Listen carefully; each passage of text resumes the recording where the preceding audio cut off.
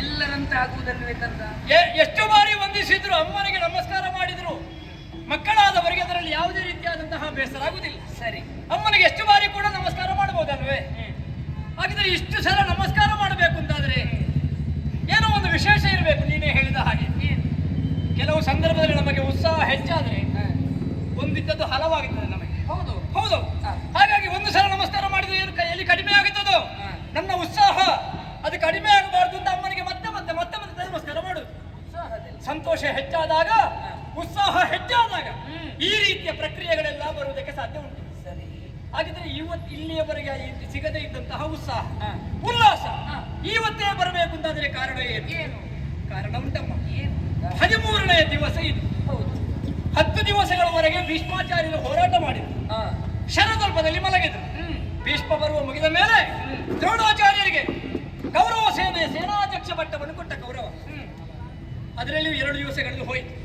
ನಿನ್ನೆಯೂ ಯುದ್ಧವಾಗಿದೆ, ಮೊನ್ನೆಯೂ ಯುದ್ಧವಾಗಿದೆ. ಆದರೆ ಯುದ್ಧದಲ್ಲಿ ದ್ರೋಣಾಚಾರ್ಯರಿಗೆ ಅಥವಾ ಕೌರವರಿಗೆ ಜಯ ಅನ್ನೋದು ಸಿಗಲಿಲ್ಲ. ಕೌರವನಿಗೆ ಸಿಟ್ಟು ಬಂತು. ಅವ ಬಯುವುದಕ್ಕೆ ಪ್ರಾರಂಭ ಮಾಡಿದ. ಆವಾಗ ದ್ರೋಣಾಚಾರ್ಯರಿಗೆ ಸಿಟ್ಟು ಬಂತ. ಅವರು ಹೋಗಿ ಒಂದು ಮಾತು ಹೇಳಿದರು, ಇಲ್ಲಿಯವರೆಗೆ ಯಾವುದೂ ಆಗಲಿಲ್ಲವೋ ಇನ್ನದನ್ನು ಸಾಧಿಸುವುದಕ್ಕಾಗಿ ನಾನಿದ್ದೇನೆ ಎಂಬ ಹಾಗೆ ಕೆಲವೆಲ್ಲ ಉದಾಹರಣೆಗಳನ್ನೆಲ್ಲ ಹೇಳಿ ಆ ಕೌರವರಿಗೆ ಧೈರ್ಯವನ್ನು ಹೇಳಿದ್ದಾರೆ. ಮಾತ್ರ ಅಲ್ಲ, ಇವತ್ತಿನ ಯುದ್ಧದಲ್ಲಿ ಪಾಂಡವರಾದಂತಹ ನಮ್ಮನ್ನು ಸೋಲಿಸಲಾಗಬೇಕು, ಕೌರವರಾದಂತಹ ಅವರಿಗೆ ಜಯವನ್ನು ತಂದುಕೊಡಲೇಬೇಕು ಎಂಬ ಹಾಗೆ ಕುರುಸೇನಾಧ್ಯಕ್ಷರಾದಂತಹ ಉಭಯಕುಲ ಬಿಲ್ಲೋಜರು ಇವತ್ತು ಮಾಡಿದಂತಹ ಕೃತಿಯಾದ್ರೂ ಏನು ಮಾಡಿ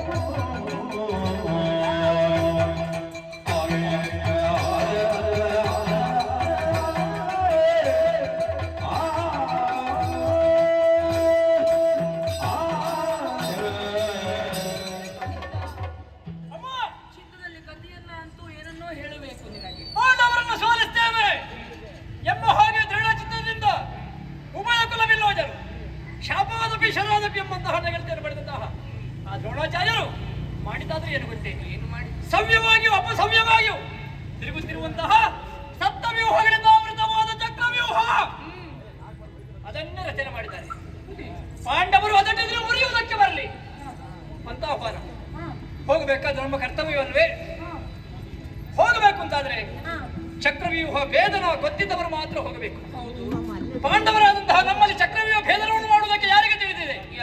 ಒಬ್ಬ ಋಷಿಕೇಶ ಶ್ರೀಕೃಷ್ಣ, ಇನ್ನೊಬ್ಬ ಗುಡಾಕೇಶ ಅರ್ಜುನ. ಕೃಷ್ಣಾರ್ಜುನರು ಇಬ್ಬರು ಸಂಸಪ್ತಕರಲ್ಲಿ ಯುದ್ಧಕ್ಕೆ ಹೋಗಿದ್ದಾರೆ. ಈ ಸಮಯದಲ್ಲಿ ಏನು ಮಾಡೋಣ ಎಂಬ ಹಾಗೆ ದೊಡ್ಡಪ್ಪ ಚಿಂತೆಯಲ್ಲಿ ಮುಳುಗಿದ್ರು, ಕುಳಿತಿದ್ರು. ಆ ಸಭೆಯಲ್ಲಿ ನಾನು ಕೂಡ ಕುಳಿತಿದ್ದೆ. ದೊಡ್ಡಪ್ಪನ ಚಿಂತೆಯ ಮುಖವರು ನೋಡುವುದಕ್ಕೆ ಸಾಧ್ಯವಾಗಲಿಲ್ಲ. ತಟ್ಟನೆ ಎದ್ದದಿಟ್ಟನೆ ಹೋದೆ.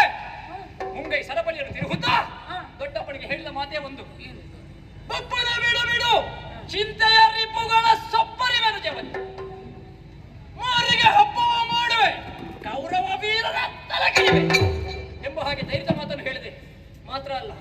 ಪ್ರತಿಜ್ಞಾ ವಾಕ್ಯವೊಂದನ್ನೇ ಹೇಳಿದೆ. ಇಂದು ಅವರೊಳಗಳಕ್ಕೆ ನಿಂದ ರಿಪುಗಳ ಜವನ ಮೋಣವ ಮಾಡದಿದ್ದರೆ ಅವಣಿಯನ್ನು ಗೆಲ್ಲದೆ ಮಹಾರಥ ರಿಪ ನಾಯಕರ ಅವಣಿಗೊರಗಿಸದೆ ಮಾರ ಅಂತವರ ನುಂಗದೆ ಮಾಡಿದೆನಾದರೆ ದಿವಿಜಪತಿ ತನಯಂಗೆ ಜನಿಸಲಿ ಏನು ಬಿಡುಮರು ಈಚೆ ತೊರೆಗೆ ಹರಿಗೋಳಿಡುವರಿಂಟಲೆಪ್ಪ ದುರ್ಗದ ಹಿಡಿಯಲೇತಕ್ಕೆ ಗರುಡ ಮಂತ್ರವು ತರಡನೆನ್ನದಿರು ಕೊಡನ ಕುವರನ ಕುಮಂತ್ರದೊಟ್ಟಿಗೆ ನಾನು ಅಳುಕುವುದಿಲ್ಲ. ಕದಡಿಯರು ಮನದಾದ ಪಕ್ಕಂದದಲ್ಲಿ ಹೆಚ್ಚಿದ ಚಾತುರಂಗದ ಮೆದೆಯನ್ನೊಟ್ಟಿದು ಹೂಡೆ ಹೊಕ್ಕದು ಎಂಬ ಹಾಗೆ ಧೈರ್ಯದ ಮಾತನ್ನು ಹೇಳಿದೆ. ದೊಡ್ಡಪ್ಪ ಮೊದಲು ಒಪ್ಪಿಕೊಳ್ಳೇ ಇಲ್ಲ. ಅವರಿಗೆ ಧೈರ್ಯ ಬರುವಲ್ಲಿಯವರೆಗೆ ಧೈರ್ಯದ ಮಾತನ್ನು ಹೇಳಿದೆ. ಕಾರಣಗಳನ್ನು ಕೊಟ್ಟೆ. ಗಾಳಿ ಬೆವರುವುದುಂಟೆ, ಅಗ್ನಿಯ ಜ್ವಾಲತು ಹಿನಕ್ಕೆ ಬೆದರು ಹೋಗುದೆ ಎಂಬ ಹಾಗೆ ಹೇಳಿದಾಗ ಕೊನೆಗೆ ಅವರಿಗೆ ಕಳುಹಿಸದೆ ಉಪಾಯ ಇಲ್ಲ. ಸಂತೋಷ ಭರಿತರಾಗಿ ಕರ್ಪೂರಕ್ಕೆ ಎರಕವಂತಹ ರಣವೀಳ್ಯ ನನ್ನ ಕೈಗಿದ್ದರು. ಆವಾಗ ಉತ್ಸಾಹ ಹೆಚ್ಚಾಯಿತು. ಬಿಗಿದ ಗಂಡುಡುಗೆಯಲ್ಲಿ ಹೊನ್ನಾಯುಧದ ಹೊಳವ ಕಠಾರಿಯನ್ನು ಮನಬಗುತ್ತು. ಸಾಧು ಜವಾಜಿ ಕತ್ತುರಿ ಗಂಧ ಲೇಪನದಲ್ಲಿ ಮಗಮಗಮ ಹೊಂದನರ ಹಾರಾಜಿಗಳೊಪ್ಪ ಪಡೆದು ನಸನಗೆ ಮಗನ ಸೊಪ್ಪಿರಲ್ಲೇ ಯುದ್ಧಕ್ಕೆ ಸಿದ್ಧನಾದೆ. ಆದರೆ ಹೋಗುವುದು ಚಕ್ರವ್ಯೂಹ ಭೇದನಕ್ಕೆ. ದೈಹಿಕವಾದ ಶಕ್ತಿ ಸಾಕಾಗದು, ದೈವಿಕವಾದ ಶಕ್ತಿ ಹಿರಿಯರ ಆಶೀರ್ವಾದ ಬೇಕು. ಈ ಸಮಯದಲ್ಲಿ ದೇವರೇ ಕಾಪಾಡಬೇಕು. ಹಾಗಾಗಿ ದೇವರ ಹರಕೆಯನ್ನು ಕೊಂಡೆ. ಇನ್ನು ಯಾರ ಆಶೀರ್ವಾದ? ಅಮ್ಮ 10 ಮಾಸಗಳ ತನಕ 10 ಸಲಹಿದ ಮಾತೆ ಅವಳ ಉತ್ತರವನ್ನು ಕೇಳಬೇಕು. ಈ ಲೋಕದಲ್ಲಿ 10 ದೇವರನ್ನು ಪೂಜಿಸುವುದಕ್ಕಿಂತಲೂ ಹೆತ್ತ ದೇವರನ್ನು ಪೂಜಿಸಬೇಕು. ನಾ ಮಾತ್ರ ಪರದೈವತ. ಅಂತಹ ತಾಯಿ ಆಶೀರ್ವಾದ ಬೇಕು ಅನ್ನುವ ಕಾರಣಕ್ಕೆ ಬೇಕಾಗಿ ಓಡೋಡಿಕೊಂಡು ನಿನ್ನ ಬಳಿಗೆ ಬಂದಿದ್ದೇನೆ. ಅಭೇದ್ಯವಾದಂತಹ ಚಕ್ರವ್ಯೂಹ ಆ ಕಲಶದಲ್ಲಿ ರಚಿಸಿದ್ದಾನೆ. ಅದನ್ನು ಹುಡಿ ಮಾಡುತ್ತೆ. ಪಾಂಡವರ ಕಡೆಯಿಂದ ಸಿಡಿಲಮರಿಯ ಹಾಗೆ ವಿಕ್ರಮದ ವಿಸ್ಫುಲಿಂಗವಾಗಿ ನಿನ್ನ ಮಗ ಅಭಿಮನ್ಯು ಚಕ್ರವ್ಯೂಹ ಭೇದನಕ್ಕೆ ಹೊರಟಿದ್ದಾನೆ.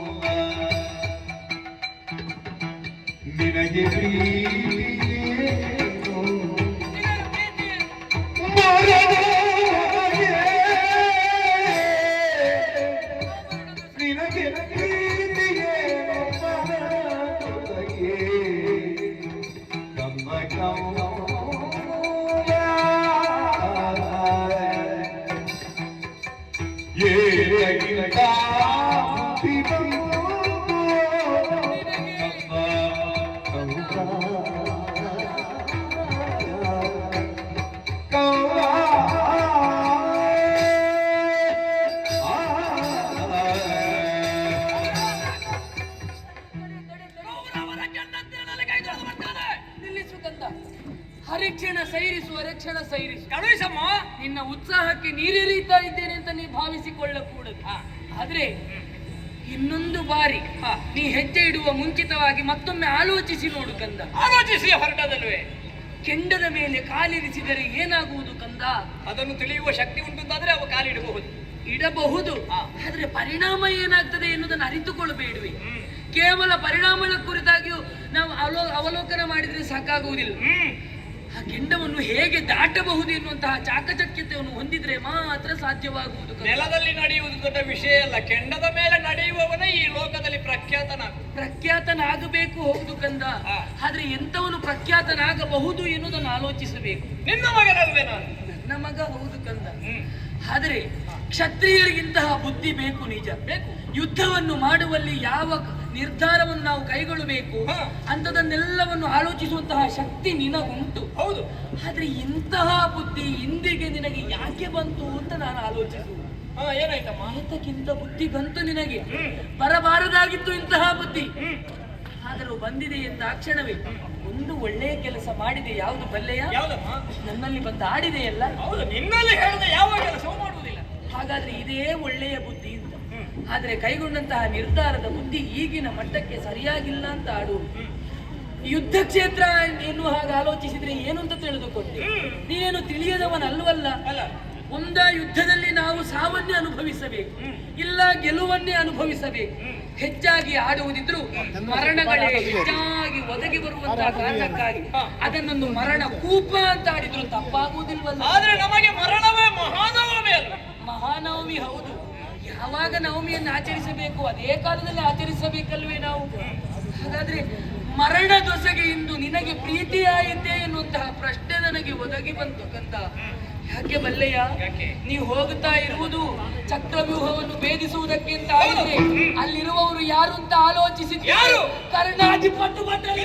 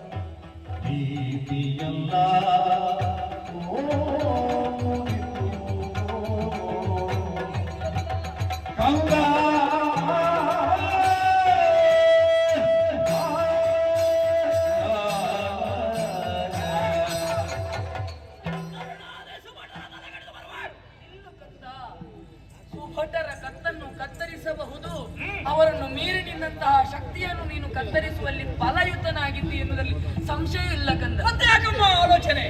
ಭೀಷ್ಮಾಚಾರ್ಯರಿಂದಲೇ ಭಾರತ ರತ್ನ ಅಂತ ನೆಗಳತೆಗೆ ಪಾತ್ರನಾದವನು ನೋಡು. ಯಾಕೆ? ಅವರಲ್ಲಿ ಹೋರಾಟಕ್ಕೆ ಹೋಗುವಾಗ ಬರೇ ಅಭಿಮನ್ಯವಾಗಿ ಹೋದವ. ಹೋಗುವಾಗ ನಿನ್ನ ಆಶೀರ್ವಾದ ಪಡೆದು ಹೋದ. ಬರುವಾಗ ಭಾರತ ರತ್ನನಾಗಿ ಬಂದೆ. ಆ ಬಿರುದು ಸಿಕ್ಕಿದ್ದು ಹೇಗೆ? ಹೇಗೆ? ನಿನ್ನ ಆಶೀರ್ವಾದ. ಹೌದು, ಆದ್ರೆ ಆಶೀರ್ವಾದದ ಬಲವೇನು ಹೌದು ಕಣ. ನಿನ್ನ ಪರಾಕ್ರಮಕ್ಕೆ ಅಲ್ಲ, ನಿನ್ನ ತಂದೆಯವರಿಂದ ನಿನಗೆ ಬಂದಂತಹ ಆ ಬಳುವಳಿ, ಆ ಪರಾಕ್ರಮ ಎನ್ನುವುದು ಎಲ್ಲರಿಗೆ ಬರುವುದಕ್ಕೆ ಸಾಧ್ಯವಾಗುವುದಿಲ್ಲ. ಇಲ್ಲ ಇಲ್ಲ, ರತ್ನವನ್ನು ಎಲ್ಲಿ ಇರಿಸಬೇಕು ಅಲ್ಲೇ ಇರಿಸಿದರೆ ಅದಕ್ಕೆ ಶೋಭೆ. ಸರಿ, ರತ್ನವನ್ನು ನಾವು ಧರಿಸಿಕೊಂಡೆವು ಎಂದಾದ್ರೆ ನಮಗೂ ಭೂಷಣವಾಗುತ್ತದೆ, ರತ್ನಕ್ಕೂ ಭೂಷಣವಾಗುತ್ತದೆ. ಅದೇ ರತ್ನ ಒಂದು ಮಣ್ಣಲ್ಲಿ ಎಸೆಯಲ್ಪಟ್ಟಾಗ ಏನಾಗುವುದು ಕಂದ? ಹೌದು, ಅದನ್ನು ನೋಡುವುದಕ್ಕೆ ಸಾಧ್ಯವಾಗುವುದಿಲ್ಲ, ಅದಕ್ಕೆ ಬೆಲೆಯೋ ಮೌಲ್ಯವೋ ಕಟ್ಟುವುದಕ್ಕೆ ಸಾಧ್ಯವಾಗುವುದಿಲ್ಲ. ಹಾಗಾಗಿ ಈ ಭಾರತ ರತ್ನ ಮಣ್ಣಿನಲ್ಲಿ ಬೀಳಬಾರದು, ಪದಕವಾಗಬೇಕು. ಪದಕವಾಗಬೇಕು ಅಂತಾದ್ರೆ ನೀನಿನ್ನು ಉಳಿದು ಸಾಧಿಸಬೇಕೇ ಹೊರತು ಅಳಿದು ಸಾಧಿಸುವುದಕ್ಕೆ ಸಾಧ್ಯವಾಗುವುದಿಲ್ಲ. ಅಮ್ಮ, ಹುಟ್ಟುವಾಗ ಉಸಿರಿರ್ತದೆ, ಹೆಸರಿರುವುದಿಲ್ಲ.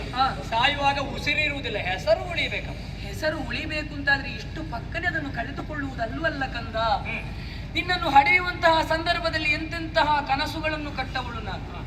ಆದ್ರೆ ಕನಸುಗಳು ಯಾವತ್ತಿಗೂ ನನಸಾಗ್ತದೆ ಅಂತ ಆಡುವುದಕ್ಕಾಗುವುದಿಲ್ಲ.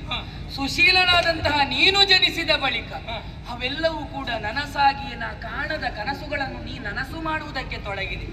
ಉಳಿದಂತಹ ಎಲ್ಲಾ ವಿದ್ಯಾರ್ಥಿಗಳಾಗಲಿ, ಅಲ್ಲ ನಮ್ಮ ಕುಲದ ಮಕ್ಕಳಾಗಲಿ, ಎಲ್ಲರೂ ಕೂಡ ವಿದ್ಯೆ ಪ್ರಾರಂಭಿಸುವಾಗ ನಿನಗೆ ಅರ್ಧ ವಿದ್ಯೆ ಕಲಿತಾಗಿದೆ. ಹೌದು, ಹಾಗಾದ್ರೆ ನಿನಗೊಂದು ಧೈರ್ಯ ಯಾವುದು? ಕಾಮಜನಕ ನಿನ್ನ ಕಾಯುವ. ಹಾಗಾದ್ರೆ ಕಾಮನೂ ಕಾಯುವ, ಒಂದರ್ಥದಲ್ಲಿ ಕಾಮನೂ ನಿನಗೆ ಗುರು, ಅಥವಾ ಕಾಮಜನಕನು ನಿನಗೆ ಗುರುವಾಗಿ ಬಂದಾಗ ಅವನು ಕಾದುಕೊಳ್ತಾನೆ ಅಂತ ನೀನು ಭರದಲ್ಲಿ ಹೊರಟದ್ದು. ದೇವರ ದಯ ಬೇಕು, ದೇವರ ದಯ ಬೇಕು ಕಂದ. ದೇವರ ದಯ ಇದ್ರೆ ಈ ಹೊತ್ತಿನಲ್ಲಿ ಇಂಥದ್ದೆಲ್ಲ ಮಾಡ್ಲಿಕ್ಕೆ ಆಗ್ತದೆ. ಆಲೋಚಿಸಿ ನೋಡು, ಅಂತಹ ಚಕ್ರವ್ಯೂಹವನ್ನು ರಚಿಸಿದವರು ಯಾರು ಕಂದ? ಕುಂಭ ಸಂಭವರು. ಕುಂಭ ಸಂಭವರು. ಅವರ ಬಗ್ಗೆ ನೀ ತಿಳಿಯದವನೇನು ಅಲ್ವಲ್ಲ. ತಿಳಿದಿದೆ. ನಿನ್ನ ತಂದೆಗೆ ಗುರುವಾಗಿದ್ದಾರೆ ಅವರು. ಹೌದು. ಅಗ್ರತಃ ಚತುರ್ವೇದ, ಹಾ. ಪೃಷ್ಠತಃ ಶಶರಂ ಧನು, ಇದಂ ಕ್ಷಾತ್ರಂ ಇದಂ ಬ್ರಾಹ್ಮ್ಯಂ, ಶಾಪಾದಪಿ ಶರಾದಪಿ. ಹೌದು. ಮುಂದೆಗೆ ಅವರಿಗೆ ಕಾಣುವುದು ಯಾವುದು? ಶಸ್ತ್ರಗಳು ಅಲ್ಲ, ಶಾಸ್ತ್ರಗಳಾಗಿ. ಹಿಂದೆ ಶಸ್ತ್ರಗಳನ್ನು ಧರಿಸುತ್ತಾ ಮುಂದೆ ಮುಂದೆ ಬರುತ್ತಾರೆ. ಅವರು ಶಾಪದಲ್ಲಾದರೂ ನಿಗ್ರಹಿಸಿಕೊಳ್ತಾರೆ ಅಥವಾ ಯಾವುದೇ ಕಾರ್ಯವನ್ನು ಸಾಧಿಸುವುದಕ್ಕಾದ್ರೂ ಅಭವನಿಗೂ ಮತ್ತೊಮ್ಮೆ ಹೆದರಿಕೆಯಾದೀತಂತೆ ಕಂಡ. ಅಂತಹ ಅವರನ್ನು ಎದುರಿಸುವುದಕ್ಕೆ ನೀ ಹೊರಟರೆ ನಾನೊಂದು ಆಲೋಚಿಸುವುದು, ನೀ ಇಂದು ಮನೆಯಲ್ಲೇ ಉಳಿದುಕೊಳ್ಳಬೇಕು. ಯಾಕೆ ಆಡುವುದು? ಸರಸವಲ್ಲ, ಸಮರ. ಇಂದು ಉಳಿದ ವಿಚಾರವಾಗಿ ನಾ ಆಡುವುದಿಲ್ಲ. ಆದರೆ ಅವರನ್ನು ಎದುರಿಸುವುದಕ್ಕೆ ಹೋದರೆ ನಮ್ಮ ಪಾರ್ಥಿವ ವಂಶಕ್ಕೆ ಮತ್ತೆ ಯಾರಿದ್ದಾರೆ ಅಂತ ನಾನು ಆಲೋಚಿಸುವುದು ಕಂದ. ನಮ್ಮ ವಂಶ ಯಾವುದು?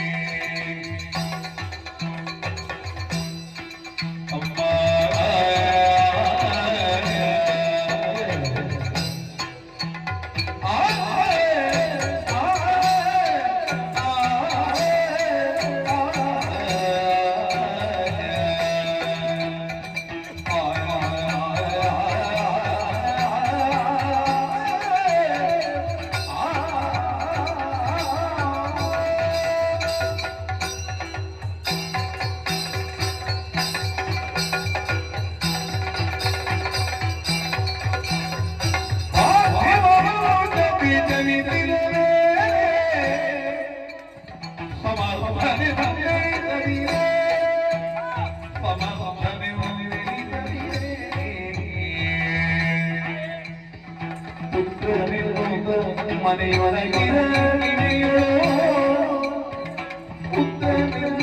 ಮನೆಯೊಳಗಿರ ಇಳೆಯೋ ಕೀರ್ತಿಗಳ ಗುರಿ ಕೀರ್ತಿಗಳ ಕೇಳೋ ಮನೆಯೊಳಗಿರ ಇಳೆಯೋ ಕೀರ್ತಿಗಳ ಕೇಳೋ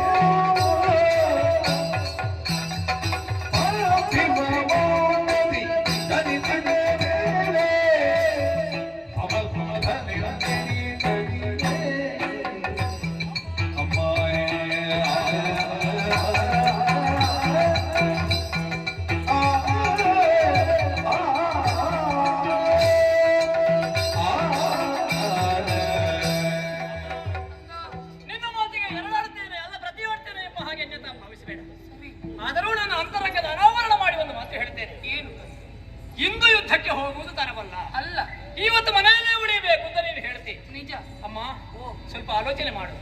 ನಮ್ಮ ವಂಶ, ನಮ್ಮ ವಂಶದಲ್ಲಿ ಹುಟ್ಟಿ ಬೆಳೆದವರು, ಆಳಿ ಬಾಳಿದವರು ಎಷ್ಟು ಮಂದಿ? ಎಷ್ಟೋ ಮಂದಿ ರಾಜ ಮಹಾರಾಜರು ಆಳಿದ್ದಾರೆ, ಬಾಳಿದ್ದಾರೆ, ಬೆಳಗಿದ್ದಾರೆ, ಕೀರ್ತಿ ಶೇಷರಾಗಿದ್ದಾರೆ. ನಿಜ. ಅಂತಹ ಭವ್ಯ ಪರಂಪರೆಯಲ್ಲಿ ಹೊತ್ತಿಕೊಂಡು ಅವರ ಧವಳ ಕೀರ್ತಿ ಗೊಬ್ಬರಕ್ಕೆ ನಾನು ಕಲಶಪ್ರಾಯನಾಗಬೇಕನ್ನುವಂತ ಆಶೆ ಉಂಟಪ್ಪ. 3 ಲೋಕದ ಗಂಡ ಸವ್ಯಸಾಚಿ ಧನಂಜಯ ದಶನಾಮವನ್ನು ಪಡೆದವರು. ಅಂತಹ ಪಾರ್ಥ ಮಹಾಶಯನಿಗೆ ನಾನು ಮಗನಾಗಿ ಹುಟ್ಟಿದ್ದೇನೆ.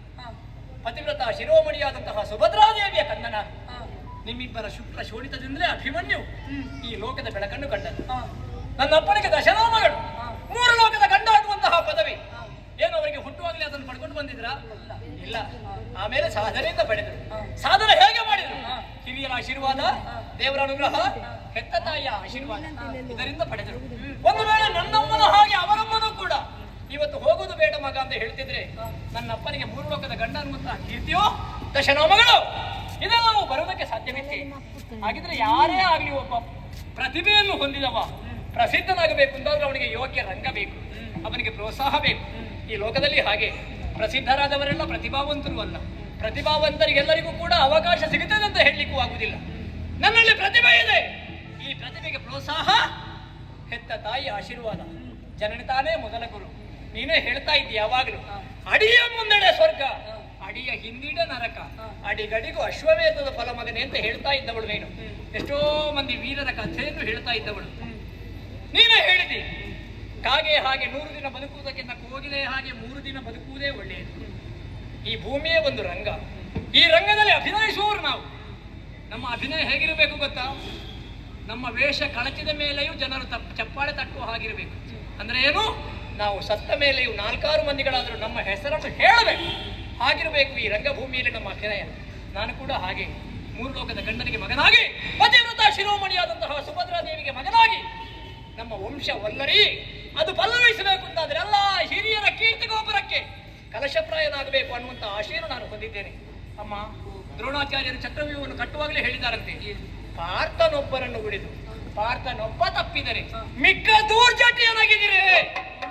ಅಂದ್ರೆ ಪಾರ್ಥ ಅಂದ್ರೆ ನನ್ನ ಅಪ್ಪನಿಗೆ ಅವರು ಹೆದರ್ತಾರೆ. ಅಮ್ಮ, ಪಿತೃವೇ ಪುತ್ರನಾಗಿ ತಾಯಿಯ ಗರ್ಭದಲ್ಲಿ ಮಗನಾಗಿ ಹುಟ್ಟಿ ಬರುವುದು ಅಲ್ವೇ? ಹೌದು. ಹಾಗಿದ್ರೆ ತಂದೆಯೇ ಮಗನಾಗಿ ತಾಯಿಯ ಹೊಟ್ಟೆಯಲ್ಲಿ ಹುಟ್ಟಿ ಬರ್ತಾನಂತಾದ್ರೆ ಇದು ಅರ್ಜುನನ ಯೌವನ ಅಂತ ನೀನೇ ಹೇಳ್ಬೋದಲ್ಲ. ಹಾಗಿದ್ರೆ ಅರ್ಜುನನ ಯೌವನ ಅಂತಾದ್ರೆ ನಾನು ಕೂಡ ಅರ್ಜುನನೇ. ಅಪ್ಪನಿಗೆ ದ್ರೋಣಾಚಾರ್ಯರು ಹೆದರ್ತಾರಂತ ಆದ್ರೆ ಆ ಅಪ್ಪನ ಈ ಯೌವನಕ್ಕೆ ಅವರು ಹೆದರಲೇಬೇಕು. ಹಾಗಾಗಿ ನಿನ್ನ ಮಾತಿನ ಪ್ರಕಾರ ನಾನು ಮನೆಯಲ್ಲೇ ಉಳಿದ್ರೆ ಇಳೆಯಲ್ಲಿ ಕೀರ್ತಿಗಳಿರುವುದೇ ತಾಯಿ. ಆ ಕೀರ್ತಿಯನ್ನು ಪಡೆಯಬೇಕನ್ನುವಂತ ಆಶೆ ನನಗುಂಟು. ಆದ್ದರಿಂದ ಅಭಿಮನ್ಯುವಿನ ಉತ್ಸಾಹಕ್ಕೆ ತಣ್ಣೀರು ಎರಚಬೇಡ. ವೀರ ರಾಣಿಯಾಗಿ ವೀರ ಮಾತೆಯಾಗಿ ಕಳುಹಿಸಿಕೊಡಮ್ಮ. ನನಗೆ ಹೋಗಲೇಬೇಕು, ಹೋಗಲೇಬೇಕು.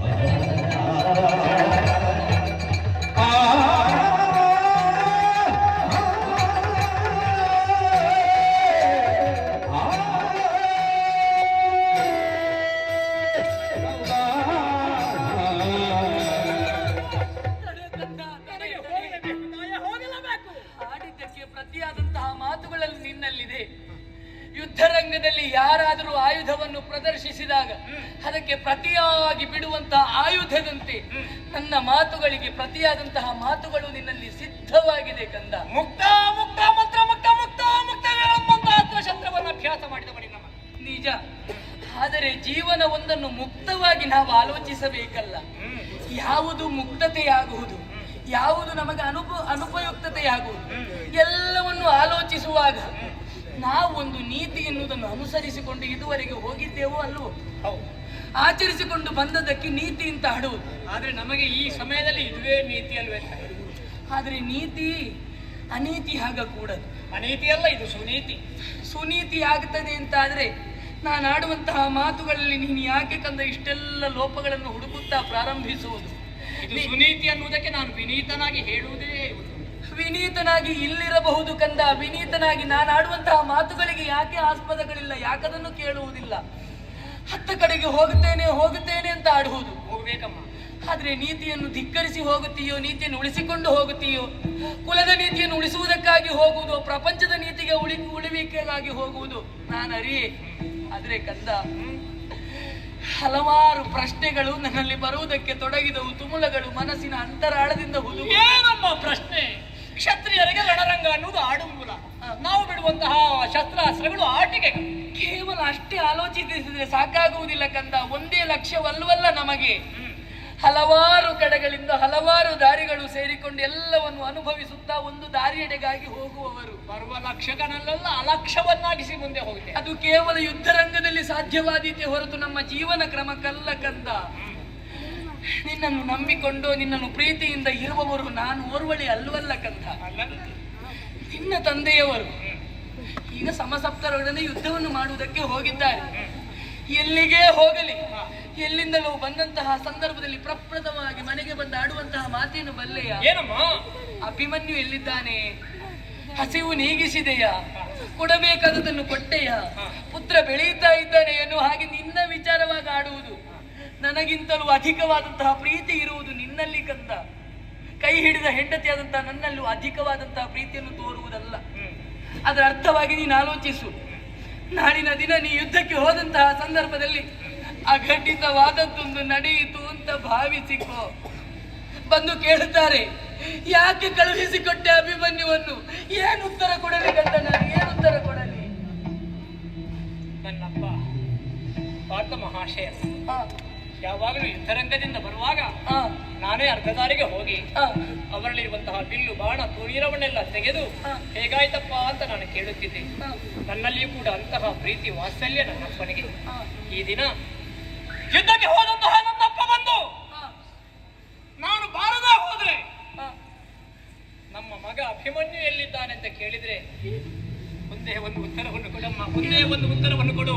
ಏನು? ನಾಡಾಡಿಗಳಾಗಿ ಅರಮನೆಯಲ್ಲಿ ಹಂಸತೂಲಿಕಾ ತಲ್ಪದಲ್ಲಿ ಮಲಗಿ ಬಂಗಾರದ ಬಟ್ಟಲಲ್ಲಿ ಹಾಲನ್ನು ಕುಡಿಯಬೇಕಾದಂತಹ ಯೋಗ್ಯತೆಯನ್ನು ಹೊಂದಿದ ನಿಮ್ಮನ್ನು ಯಾರು ಕಾಡು ಪಾಲು ಮಾಡಿದರೋ, ಯಾರು ನಿಮ್ಮ ಜೀವನದ ಹೆಜ್ಜೆ ಹೆಜ್ಜೆಗೂ ನಿಮಗೆ ಚಿತ್ರಹಿಂಸೆಯನ್ನು ಕೊಟ್ಟರೋ ಅಂತಹ ನಿಮ್ಮ ಜನ್ಮ ಶತ್ರುಗಳಾದ ದಾಯಾದಿಗಳಾದ ಕೌರವರ ತಲೆಯನ್ನು ಕರೆಯುವುದಕ್ಕೆ ನಮ್ಮಿಬ್ಬರ ಅವರ ಸಪುತ್ರ ಅಭಿಮನ್ಯು ಅಭಿಯೋಗಕ್ಕೆ ಹೋಗಿದ್ದಾರಂತ ಹೇಳಿಬಿಡಮ್ಮ, ಹೇಳಿಬಿಡ. ವೀರರಾದವರಿಗೆ ವೀರೋಚಿತವಾದ ಮಾತುಗಳನ್ನೇ ಆಡುತ್ತಾ ಸಮಾಧಾನ ಪಡಿಸಬಹುದು. ಹೇಳಿಬಿಡು. ಅವರೊಬ್ಬರೇ ಕೇಳುವುದಲ್ಲ ನಿನ್ನ ಕುರಿತಾಗಿ. ನಿನ್ನ ದೊಡ್ಡಮ್ಮ ದ್ರೌಪದಿ ದೇವಿ ಅವರ ಮಕ್ಕಳಿಗಿಂತಲೂ ಅಧಿಕವಾಗಿ ನಿನ್ನಲ್ಲಿ ಪ್ರೀತಿಸ್ತಾರೆ. ಯಾಕೆ? ನೀ ವೀರ ಸುಶೀಲ ಎನ್ನುವಂತಹ ಕಾರಣಕ್ಕಾಗಿ. ನಾಡಿದ್ದು ಬಂದು ಆಡುವುದೇನು ನನ್ನಲ್ಲಿ? ಸುಭದ್ರ ಯಾಕೆ ಕಳುಹಿಸಿದೆ ಅಭಿಮನ್ಯುವನ್ನು? ಆ ದುಷ್ಟರ ಬಲೆಗೆ ಬೀಳುವಂತೆ ಯಾಕೆ ಕಳುಹಿಸಿದೆ? ನಿನ್ನ ದೊಡ್ಡಮ್ಮನಿಗೆ ನಾನೇನು ಉತ್ತರವನ್ನು ಕೊಡಲಿ ಅಂತ ಯೋಚಿಸಬೇಡಮ್ಮ. ದೊಡ್ಡಮ್ಮ ದ್ರೌಪದಿ ದೇವಿ ಬಂದು ಅಭಿಮನ್ಯು ಎಲ್ಲಿಗೆ ಹೋದ, ಯಾಕೆ ಕಳುಹಿಸಿದೆ ಎಂಬ ಹಾಗೆ ಖಂಡಿತ ಕೇಳುವುದಿಲ್ಲ. ಯಾಕೆ ಬಲ್ಲೆಯ? ಅವರಿಗೆ ಕುರುಕ್ಷೇತ್ರದಲ್ಲಿ ಯುದ್ಧವೇ ನಡೆಯಬೇಕು ಅಂತ ಇತ್ತು. ಉದಾಹರಣೆ ಕೊಡ್ತೇನೆ. ಹಿಂದಕ್ಕಾದ್ರೂ ಕೃಷ್ಣ ಸ್ವಾಮಿ ಸಂಧಾನಕ್ಕೆ ಹೊರಟಾಗ ಎಲ್ಲವರ ಅಭಿಮತವನ್ನು ಕೇಳಿದನಂತೆ. ಆಮೇಲೆ ದೊಡ್ಡಮ್ಮ ದ್ರೌಪದಿ ತಂಗಿ ನಿನ್ನ ಅಭಿಮತ ಅಂತ ಕೇಳಿದಾಗ ಹೇಳಿದ ಮಾತು ನಿನಗೂ ಗೊತ್ತಿರಬಹುದು. ಹರಿಯ ನೀನರಿಯದೆ ಬೋಧೆಯ ಎನ್ನಯ ಮನದಿರವ ತುರುಬ ಕಟ್ಟಿಸುವೆ ನೀನೆಂದೆನುತ್ತ ಉಸುರಿದ ವರಭಾಷೆ ನಡೆಯಲಿಲ್ಲ ಕೃಷ್ಣ.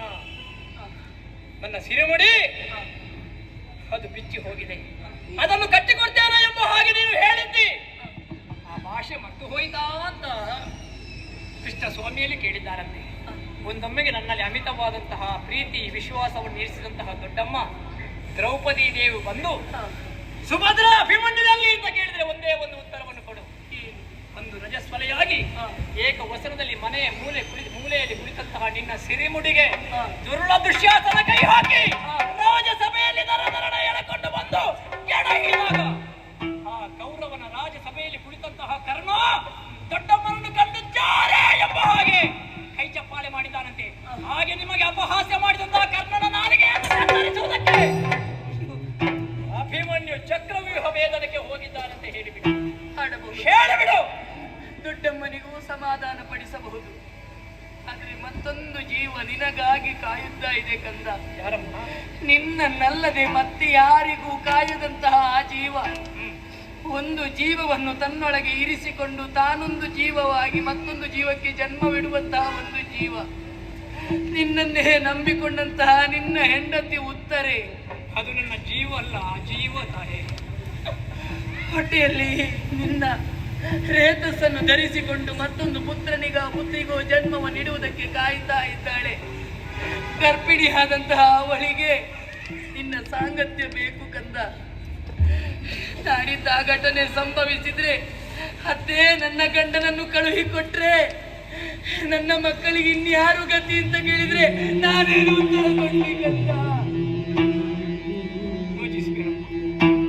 ನನ್ನ ಮನೆಯನ್ನು ನನ್ನ ಮನವನ್ನು ಬೆಳಗುವುದಕ್ಕೆ ಬಂದಂತಹ ಪ್ರಿಯ ಮಡದಿ ನನ್ನ ಮುತ್ತು ನನ್ನ ಪ್ರಾಣ ಉತ್ತರೆ ಬಂದು ಅದೇ ನನ್ನ ಗಂಡ ಎಲ್ಲಿದ್ದಾರೆ ಎಂಬ ಹಾಗೆ ಕೇಳಿದರೆ ಉತ್ತರೆಗೆ ಒಂದೇ ಒಂದು ಉತ್ತರವನ್ನು ಕೊಡು. ಉತ್ತರೇ ನಿನ್ನ ಗಂಡ ಎತ್ತರವಾದ ಸ್ಥಾನವನ್ನು ಪಡೆಯುವುದಕ್ಕೆ ಕುರುಕ್ಷೇತ್ರಕ್ಕೆ ಯುದ್ಧಕ್ಕೆ ಹೋಗಿದ್ದಾರಂತೆ ಹೇಳಿಬಿಡಮ್ಮ.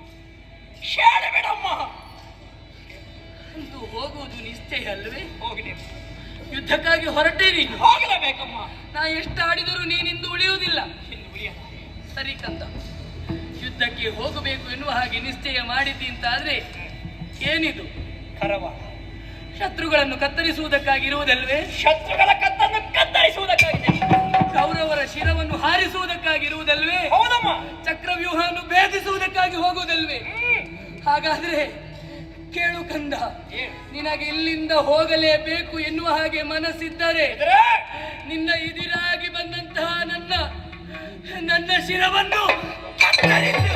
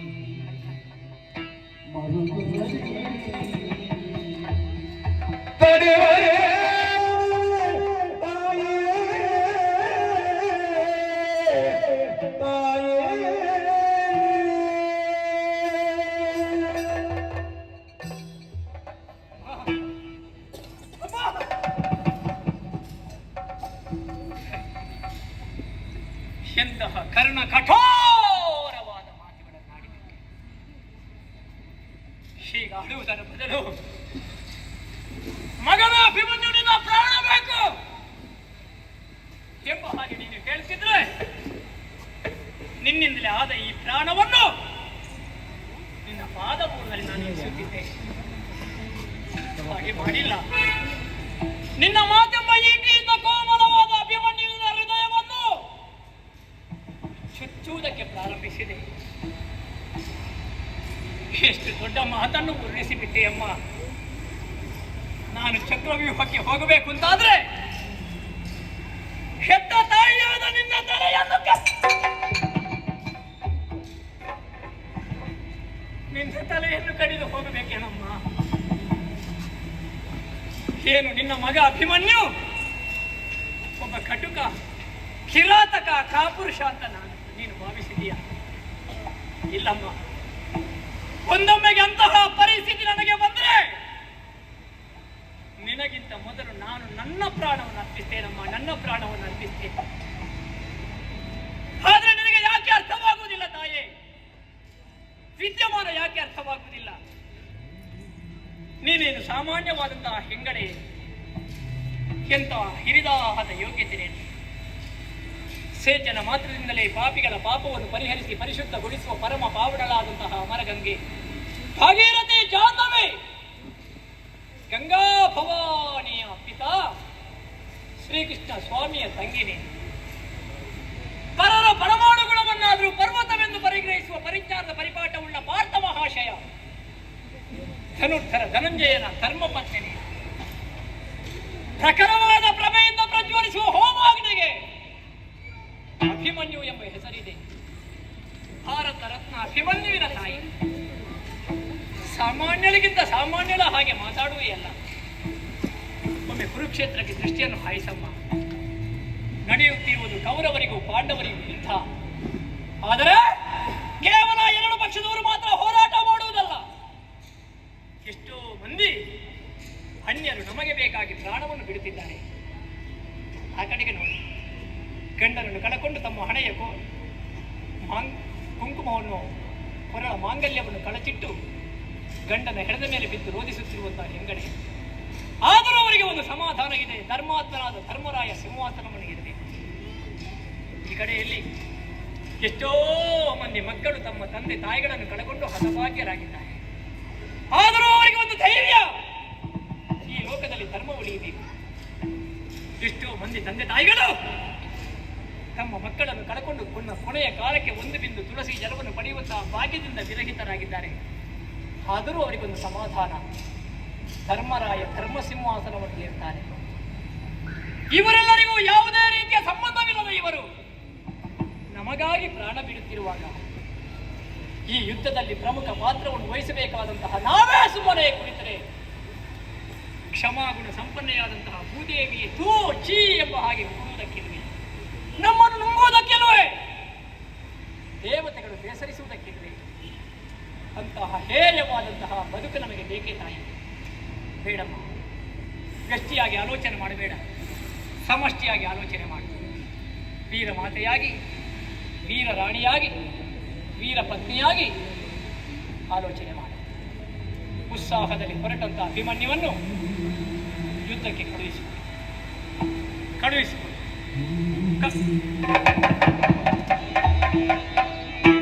ಸುರಿವ ಕಂಬನಿಯ ಸರಗಿ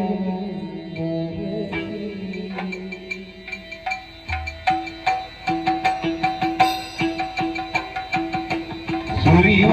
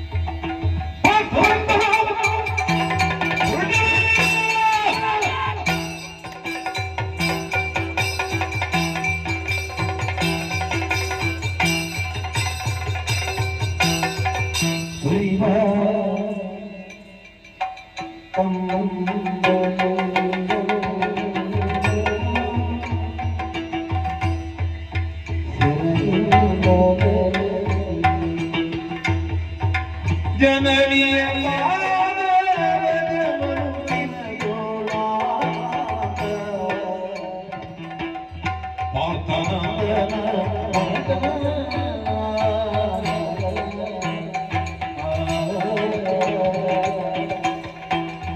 ಜನನಿ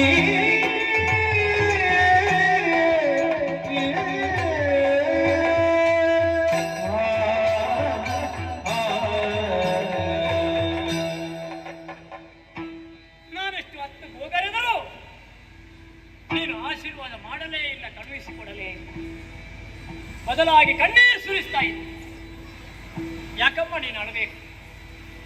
ಏನು ನಿನ್ನ ಮಗ ಅಭಿಮನ್ಯು ಈಗಲೇ ಸತ್ತು ಹೋದಂತೆ ಭಾವಿಸಿದೀಯಾ?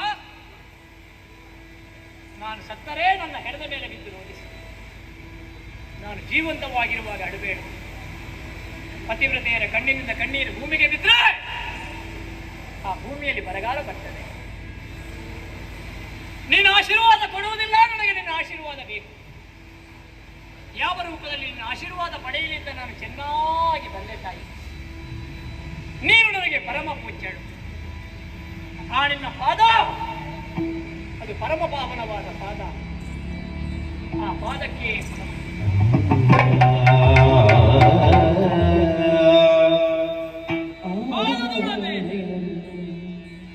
ನಿನ್ನ ಪಾದಧೂಳನ್ನೇ ಕಣ್ಣುಗಳಿಗೆ ಒತ್ತಿ ಸುಭದ್ರೆಯ ಪಾದಧೂಳ ಅಭಿಮನ್ಯುವಿಗೆ ಆಶೀರ್ವಾದವಾಗಬೇಕು. ಹೋಗುತ್ತೇನೆ ರಣರಂಗಕ್ಕೆ, ಛತ್ರವ್ಯೂಹವನ್ನು ಬೇಧಿಸ್ತೇನೆ, ವಿಕ್ರಮದ ವಿಭವವಾಗಿ ನಡೆಯುತ್ತೇನೆ, ಸಿಡಿಲ ಮರೆಯಾಗಿ ಪ್ರಜ್ವಲಿಸುತ್ತೇನೆ, ಕೌರವಾದಿಗಳ ತಲೆಯನ್ನು ಕಡಿಯುತ್ತೇನೆ, ಜಯವನ್ನು ಪಡೆಯುತ್ತೇನೆ. ಪಡೆದರೆ ಸಂತೋಷದ ವಾರ್ತೆಯನ್ನು ಹೇಳುವುದಕ್ಕೆ ಕುಣಿ ಕುಣಿಯುತ್ತಾ ನಿನ್ನೆಡೆಗೆ ಬರುತ್ತೇನೆ. ಅದಲ್ಲ, ದ್ರೋಣ ನಿರ್ಮಿತವಾದ ಚಕ್ರವ್ಯೂಹದಲ್ಲಿ ಒಂದೊಮ್ಮೆಗೆ ಅಭಿಮನ್ಯುವೇ ಸತ್ತರೆ